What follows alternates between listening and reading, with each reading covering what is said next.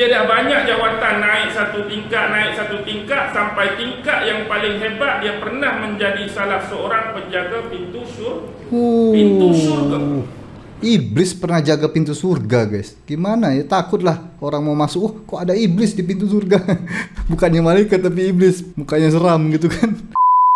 Amalatku sebalona hijau dor, hatiku sangat terkacau. Balku tinggal empat, ku pegang merah terang. Halo, assalamualaikum warahmatullahi wabarakatuh. Kembali lagi di Indoriek TV.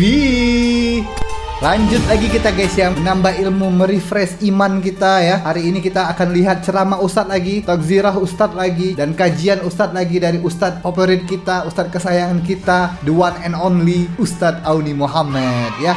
Jadi kali ini ada pembahasan Ustadz tentang kisah, bukan kisah ini ya, pembahasan tentang, ya kisah juga sih, masuk kisah ini. Jadi ini ada video dari Taman Surga Awak Channel. Nah video ini judulnya itu agak susah ini, aku agak kurang mengerti tajuk videonya. Kita lihat deh tajuk videonya ini ya. Nah ini dia videonya guys, sudah diupload di Taman Surga Awak Channel ini. Tajuk videonya atau judul videonya itu, ada geng sengit pertikai tak logik, humban iblis dalam neraka, sebab iblis diciptakan dari api. Maksudnya apa ya guys ya? Tak logik, humban itu apa humban itu ya? Nggak ngerti aku guys humban ini. Humban iblis dalam neraka sebab iblis diciptakan dari api. Nah itu agak gimana gitu. Aku nggak begitu paham apa judulnya. Tapi aku sudah tengok sedikit tadi, ini pembahasannya menarik banget. Ini tentang iblis dan Nabi Adam dan malaikat waktu diciptakannya Nabi Adam juga gitu. Nah nanti kita akan lihat video yang satu ini. Tapi sebelumnya, untuk kalian terlewatkan atau yang tertinggal atau yang belum nonton video-video aku yang kemarin-kemarin, jangan lupa klik description box di bawah, itu sudah ada link playlist lengkap reaction aku untuk ceramah-ceramah atau kajian-kajian atau pembahasan Ustadz yang best-best di Malaysia. Banyak banget yang bagus-bagus. Silahkan kalian nonton dan semoga ada manfaatnya. So, langsung aja kita lihat video yang satu ini dari Ustadz Auni Muhammad. Yuk.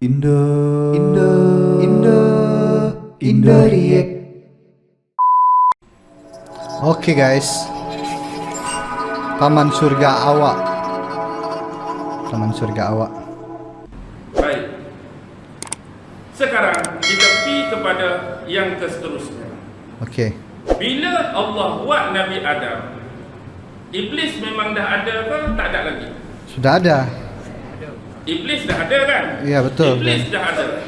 Jadi isu bangkangan ni Allah rakam dalam surah Al-Baqarah ayat 34. Oke. Wa idh qulna lil malaikati isjudu li adama fasajadu illa iblis aba wastakbara wa kana minal kafirin. Dan ingatlah tatkala kami berfirman kepada malaikat supaya mereka ini bersujud kepada Nabi Adam alaihi salam, dan malaikat mengikuti arahan dan perintah tersebut. Malaikat sujud pada Adam. Illa iblis, kecuali iblis. Aba wastakbara, dia enggan, dia sombong, dia takabur. Wa kana minal kafirin, dan dia termasuk di dalam golongan orang-orang yang kufur, yang mengingkari arahan-arahan dan perintah daripada Allah Subhanahu wa taala. Baik. Bila kita lihat statement ini cukup jelas, dan hal tersebut sebenarnya benar-benar terjadi melalui pemantapan daripada hadis-hadis Nabi yang lain. Maksudnya isu Allah memerintahkan kepada malaikat untuk sujud kepada Nabi Adam memang benar-benar terjadi. Tetapi sujud di sini ialah sujud lil takrim, bukan sujud lil ibadah.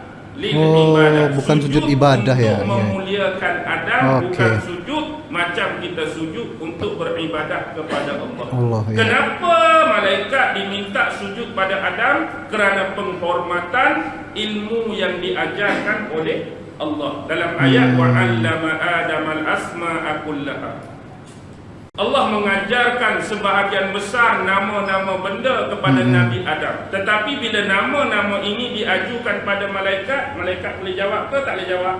Tak boleh jawab. Malaikat tak mampu untuk menjawabnya. Betul. Bila malaikat tak mampu untuk menjawabnya, di sinilah terbukti bahawa ilmu-ilmu segala nama tadi yang diajarkan kepada Nabi Adam adalah suatu penghormatan dan kemuliaan daripada Allah. Atas dasar tersebut minta malaikat sujud. Sujud memuliakan Adam atas penghormatan daripada Allah. Tapi Iblis tak mau sujud. Nah, ini iblisnya. Iblis tak mahu sujud. Dan dia mendatangkan beberapa alasan, beberapa reason kenapa dia tak mau sujud. Kalau iblis itu ada dikasih nafsu nggak ya? Dikasih nafsu sama Tuhan ya. Iblis sama manusia kan dikasih nafsu. Cuma malaikat aja yang nggak dikasih nafsu ya. Kalau tak silap ya, dikasih nafsu nggak guys? Komentar di bawah ya guys. Kalau nggak silap sih dikasih nafsu ya. Makanya dia bisa memberontak seperti itu, nggak puas hati gitu kan. Kalau malaikat dia puas hati aja karena dia nggak punya nafsu kan. Antara yang paling besar ialah apa alasan yang dia bagi dekat Allah. Ulama-ulama tafsir muktabar menyenaraikan, sekurang-kurangnya yang mampu saya kumpul ada 4 alasan. Okey. Gabunglah, campur-campur. Pertama ialah faktor masa dan usia. Kalau kita tengok Adam dengan Iblis, Allah buat siapa dulu? Iblis dulu. Allah buat Iblis dulu. Bahkan dalam tafsir, termasuk tafsir Sawi sendiri, Syarah ala Tafsir Jalalain, dikatakan Iblis ini sudah beribadat kepada Allah hampir 80,000 tahun. Gila. 80.000 tahun dia sudah diciptakan. Oh, beribadahnya itu bukan diciptakan ya. Beribadahnya aja 80.000 tahun guys, hampir sewaktu Nabi Adam diciptakan ya.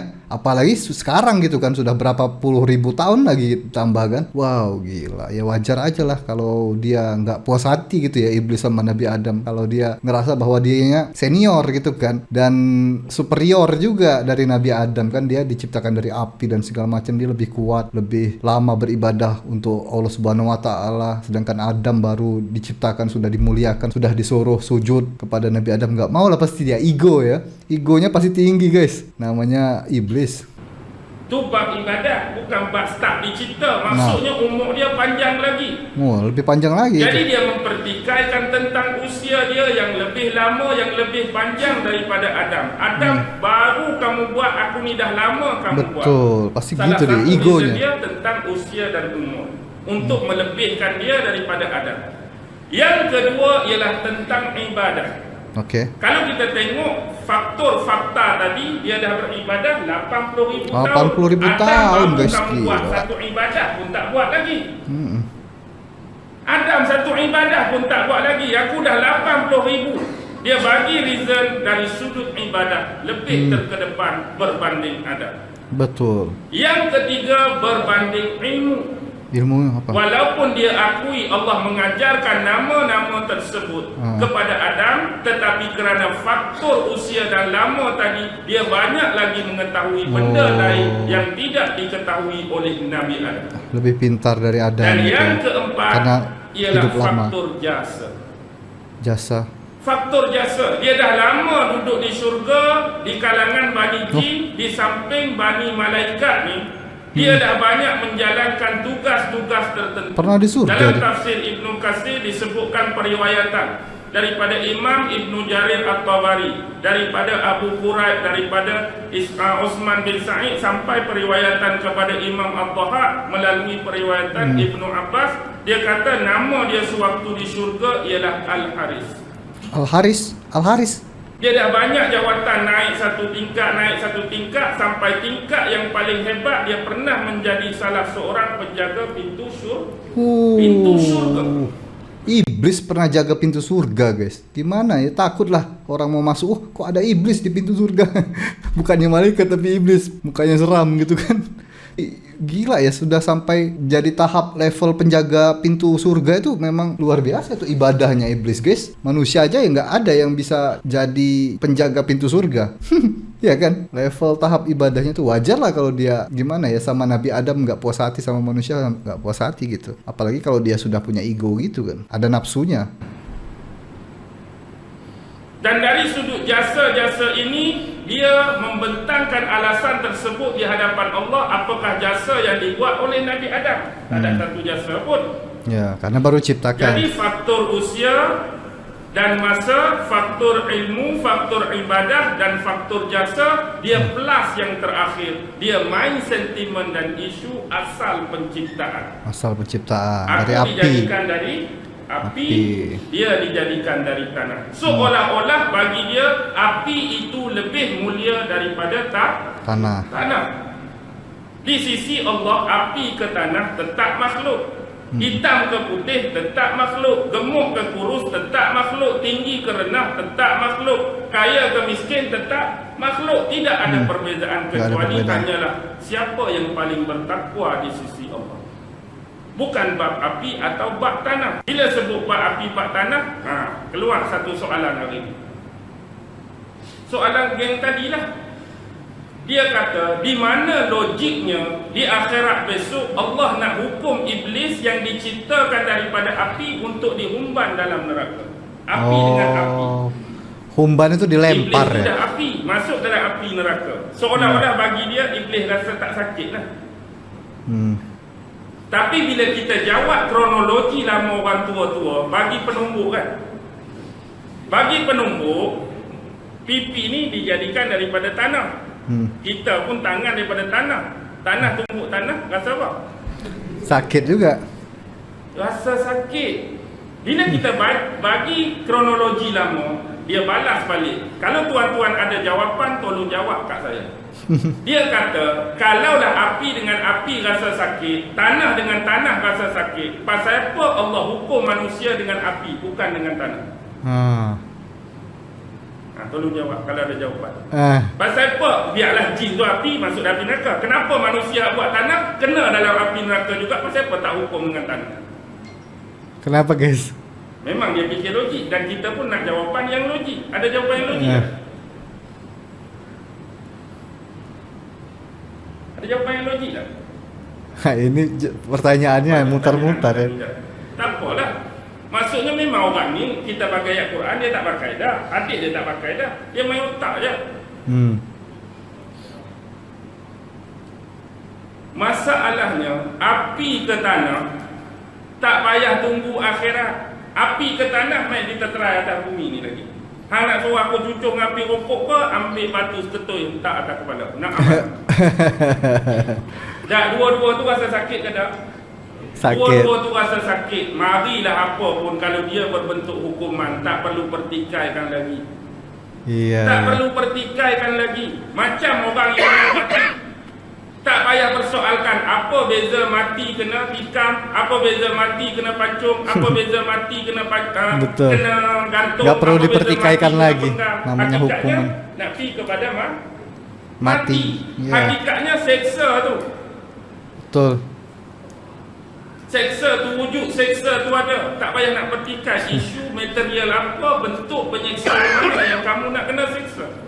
Itu dia, kalau sudah main logik gitu ya, main otak gitu untuk membahas masalah-masalah yang ajaib atau yang masalah-masalah yang di luar kepala kita yang ada di dalam Al-Quran, itu nggak bisa guys, karena otak manusia itu sudah diciptakan dibatasi gitu, dibatasi untuk memikirkan yang lebih jauh gitu, tentang ketuhanan itu sudah dibatasi. Jadi ada batasnya otak kita bisa sampai ke sana atau enggak. Jadi sebenarnya Al-Quran itu sudah lengkap, sudah menjadi panduan gitu kan, tinggal kita jalani aja, nggak perlu dipersoalkan lagi, nggak perlu dibahas lagi gitu. Yang penting sudah ada panduannya jelas. Nah, kita jalanin aja panduan itu kan ya. Kalau kita mikirnya jauh-jauh ke dimensi yang lebih tinggi-tinggi lagi, nggak mampu otak kita guys. Otak kita tuh cuma berapa persen dibuka, sudah dibatasi, ada limitnya kita berpikir itu. Jadi nggak bisa sampai ke sana, itu nggak bisa. Itu hanya level-level tertentu aja tuh, level-level nabi. Yang nabi aja mungkin masih ada batasannya pemikirannya kan. Kayak kisah Nabi Musa bertemu Nabi Khidir kan, masih ada batasan. Nabi Musa nggak bisa mikir yang apa yang Nabi Khidir pikirkan gitu kan. Beda-beda juga limit pemikiran seseorang, otaknya seseorang itu kan. Apalagi kalau kita mau memikirkan yang lebih besar dari itu, nggak nyampe otak kita guys.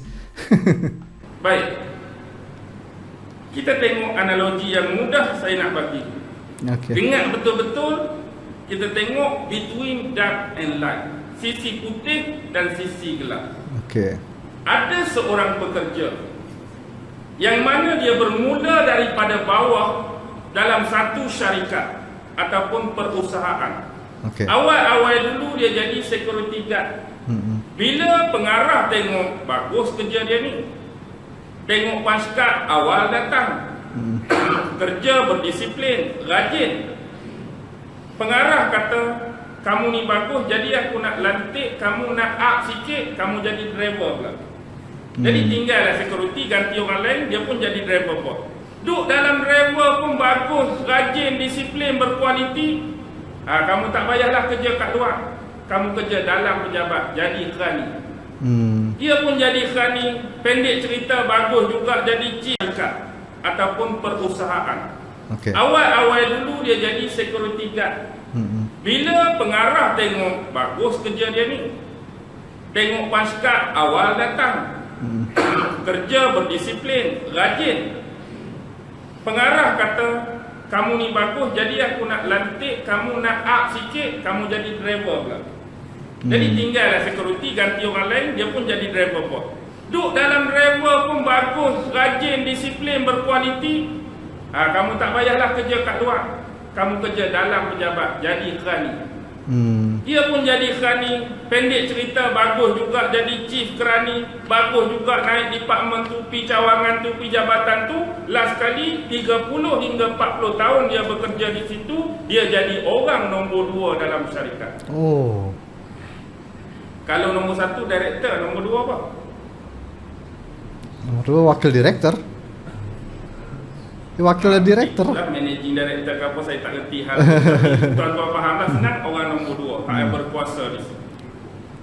Jadi tiba-tiba satu hari mari director.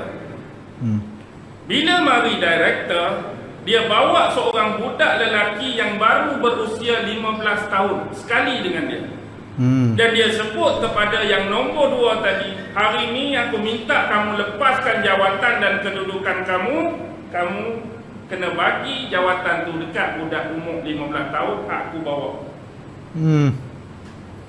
Ya pasti. Gambaran yang paling mudah dari sisi kemanusiaan, rasional atau tidak rasional, untuk orang hak nombor 2 tadi bangkang bos dia. Berbaloi tak? Rasional. Pasti berbaloi. Pasal ni bos. Apa kelebihan yang dipunyai oleh budak ni? Baru umur berapa? 15 tahun. Saya dah 40 tahun kerja, tak campur umur betul. Kalau budak ni saya suruh ejen nama, belum tentu lagi ejen nama sendiri pun betul. Apatah lagi nak menguruskan pemasaran, menguruskan perniagaan, berurusan dengan klien dan pelanggan kita, berurusan dengan tender tu tender ni, syarikat tu syarikat ni, firma tu firma ni. Dan tak terbukti mana-mana qualification ataupun sijil yang dia pernah ada kualiti terbaik dalam perkhidmatan dia. Tiba-tiba nak duduk jawatan ni. Bagaimana dengan saya hak bermula dari bawah? Tuan boleh tengok, saya jadi security guard dulu, bagus, ni sijil dia. Saya jadi driver dulu, bagus, ni sijil tuan bagi. Saya jadi chief kerani-kerani jabatan tu semua ada, terbukti. Tapi kita perlu ingat, yang hak duk saran kepada dia, anak suruh ganti tu siapa? Siapa bercakap kepada dia tu? Director. Bila director, kita nombor 2, apa-apa pun kita kena terima. Betul. Kena turun. Kena buang, kena pecah. Kuasa kita hanya orang bawahan kita, tak lebih daripada orang atasan kita. Betul. Tu kita sebut director lah. Tapi kalau dalam cerita seniman Mujalapuk, director Ahmad Nispu pun kalau ada manager Kemak Hassan tak ada masalah. Sebab director nak lagu lain, Kemak Hassan kata okey. Tak, director memang merapu dah kamu 3 ekor ni. Tapi saya tengok kamu 3 ni berkenan lah. Nak buat kata nak. Lain kita cakap, lain yang dia suruh, dah jadi seniman kan. Ni kata nasib. Oke, habis guys. Oke. Ya, seperti biasa hari ini kita tambah ilmu lagi ya. Ini cerita tentang memang benar-benar cerita tentang iblis yang tidak mau bersujud saat penciptaan Nabi Adam karena berbagai alasan. Tadi ada 4 alasan utama dia yang sudah dipaparkannya kepada Tuhan, bahwa karena dia umurnya lebih panjang dari Nabi Adam, terus dia lebih lama beribadah 80.000 tahun ya, dan jasa-jasanya dia pernah jadi penjaga pintu surga tadi ya, dan macam-macam lah karena bentukannya dia terbuat dari api sedangkan manusia terbuat dari tanah gitu. Jadi ya karena itulah mungkin dia tidak puas hati pada Adam dan akhirnya sampai kiamat dia minta izin sama Allah Subhanahu wa taala buat menggoda manusia gitu kan. Semoga kita dijauhkan lah dari godaan-godaan setan, godaan-godaan iblis ya, gangguan-gangguan setan dan iblis ya. Semoga kita terus diberikan lindungan oleh Allah Subhanahu wa taala ya guys ya. So besok lagi kita lanjutkan tengok video-video dari ustadz-ustadz yang best. Aku pengen tengok Ustadz Wadi Anwar besok guys. Sudah lama juga aku nggak tengok Ustadz Wadi Anwar, pengen kangen melihat ceramahnya. Jadi insya Allah besok akan aku upload videonya, dan semoga video kali ini bermanfaat untuk teman-teman semua. Dan jangan lupa juga share video ini ke teman-teman kalian, ke sosial media kalian, supaya lebih banyak lagi yang tahu, supaya lebih banyak lagi yang mengerti dan mendapatkan ilmu, mendapatkan pelajaran dan mendapatkan manfaat dari video ini. Dan mohon maaf jikalau ada salah-salah kata dari aku, karena kesempurnaan itu hanya milik Allah Subhanahu wa taala. Dan itu aja untuk video kali ini, cukup sampai di sini aja, sampai ketemu lagi selanjutnya. Terima kasih untuk teman-teman sudah menonton video ini. Terima kasih untuk teman-teman sudah subscribe support channel ini, dan akhir kata peace love and respect from Indonesia. Ciao. Sayonara, sayonara, sampai berjumpa lagi.